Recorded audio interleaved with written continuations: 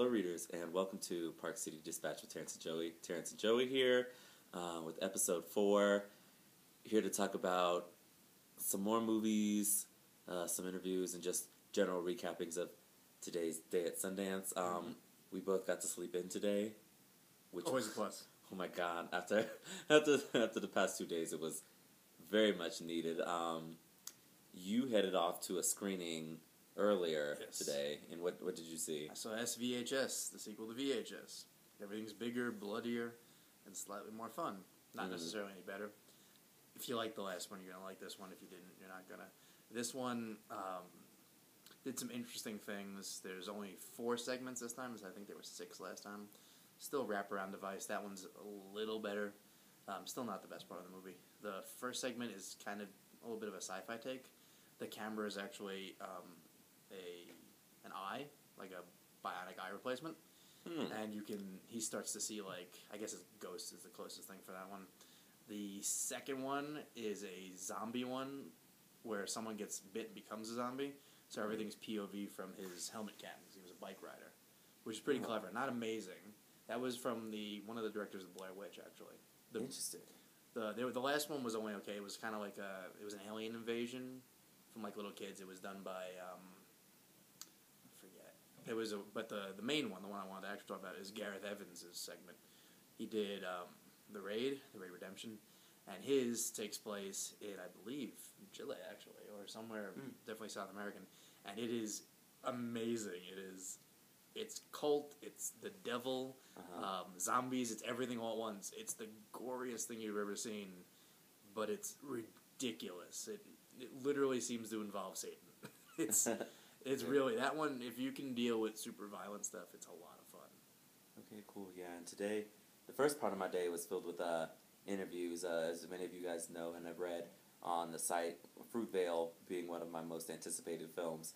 I got to speak with 2 members of the cast, Anna O'Reilly and Melanie Diaz, as well as the director, Ryan Coogler.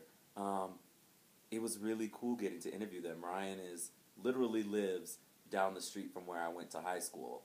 So it was great. And then Anna O'Reilly is from Palo Alto. So it was great to sort of interview people from the Bay Area about this Bay Area story. Looking very much forward to seeing the movie tomorrow. But yeah, they were in great spirits. They gave some good insight. It'll be up on the site soon. After that, I got my first piece of swag, Joey. Yes, I heard. I got a car charger, which I desperately need for my phone because my phone, I'm always in the car, but I don't have a car charger, so it is. My friend Alex, if she watches this, she knows the struggle. I'm still holding out for the phone from the Samsung gifting suite. Oh, yeah. So if you're watching the Samsung T-Mobile, I'll take the Galaxy, I'll take the Note, I'll take whatever, if it makes phone calls. Yeah, so it was, get on that. Oh, and I also sent Clayton a card. They had, like, free cards. Yeah. And so I sent him a card. It's Wish you were here? Yeah, it's you wish you were here. That's literally what the card says. You wish you were here. Hugs and kisses, Terence and Joey.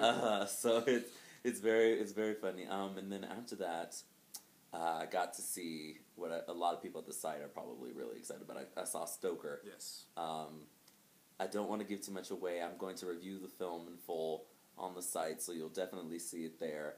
But my initial thoughts were that I said it was delightfully demented on Twitter.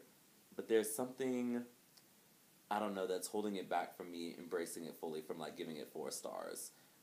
Nicole Kidman and Matthew Good are phenomenal. The movie's only 98 minutes long, but there was just something I felt was missing.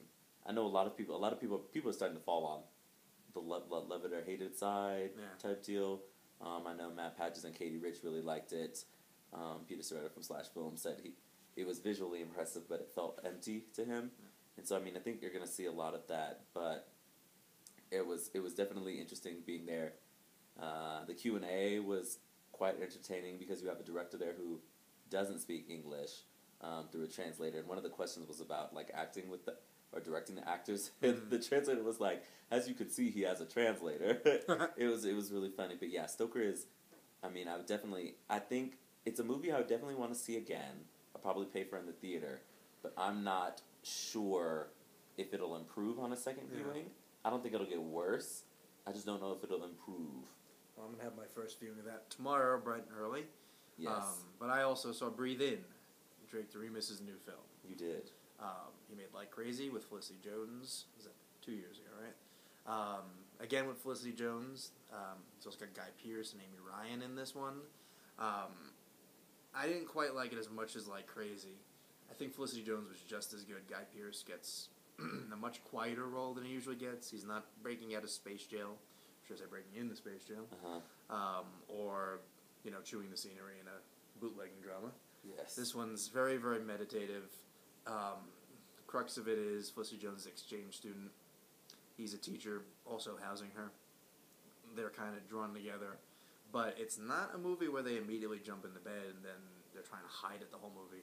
They literally have no real physical contact, and I'm not saying what that means, because spoilers, until like over an hour in, and it's a 95-minute movie. So it's a lot of build-up. Like, Breathe In, it's literally, like, there's no, like, exhale for them. It's a lot of kind of longing gazes, and this part is missing from my life, and it's interesting. It's definitely, I guess, somewhat more mature than Like Crazy. Some people found Like Crazy to be a little teenage emo, I guess. I love that movie. This one is nicer looking. It's not as jerky. There's some really interesting suburban New York images.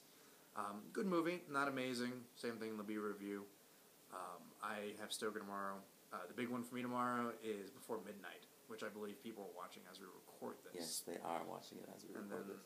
Possibly Big Sur, but I may just not have it in me. Tomorrow really starts the deluge Yes. for us. We have 5 parties tomorrow. 5 parties.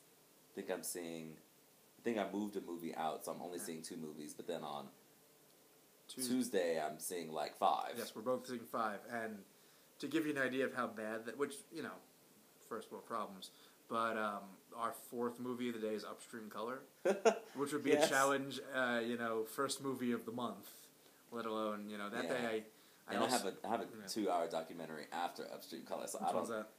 American Promise. Yes. So I don't know what he'll be a vegetable. We both start with Charlie Countryman, right? Yes. Or The East. We have the choice. Charlie Countryman. He's actually going to see tomorrow Ain't Them Bodies Saints while I'm at Stoker. Yes. So we're covering everything. But Tuesday, I go pretty much without a real break from The Necessary Death of Charlie Countryman or The East to Prince Avalanche. Yeah, I think I took that one out of my schedule just so I could have some time. To The Spectacular Now, or vice versa. And then Upstream Color, and then if I go to the 5th one, it's a Roger Corman movie called Virtually Heroes, which is kind of a live-action, no-budget Wreck-It Ralph. Yeah, I don't think that... Is that a midnight screening? It's 11:59. I don't think that could compare to Kink that I saw last night. Yes. When we recorded, I was about to be on my way, but I saw it. I gave up Kink today to record this. It is You're welcome. Kink is fantastic. It's such a good documentary. I mean, like you see, it's not for the faint of heart or prude of mind. Like, you definitely see them making the porn. Well, let's put it out in front street. This is about a very niche porn company. Well, I wouldn't say niche. Listen, it's not appealing to everyone. Yeah, that's true. Specialty. It's about a BDSM porn, and it's just a fantastic documentary. Like, the access that she had on the set to just film everything. Like, you get real behind the scenes. Get in there with nooks and crannies, as it were. Yeah, I mean, but it's so for anybody who has seen a porno or who's seen, who you are. Yeah, it's very interesting to see sort of the veneer peeled back on the industry, and you get to talk. She interviews the filmmakers and all that. So I mean, I don't know if it'll be coming to a multiplex near you, but it's definitely a movie that everyone should see when it comes out. The review will be up at some point. Yeah. So those of you who live in the Village in New York, like my girlfriend does, you guys can look forward to this at some point. Yeah, it's great though. I definitely would recommend it, which makes it so funny that we are now taking a break to watch Paranorman. Yes. Because we need to unwind after the days and get prepared by watching a movie from this past year. Though we also still have to get to our Vimeo link of Interior Leather Bar, yes. Oh boy. Interior Leather Bar, the James Franco movie that we will get to eventually. Yes. But that is all for now. We will talk to you guys later, probably Well, tomorrow. Tomorrow, actually. And so with that, we're signing off.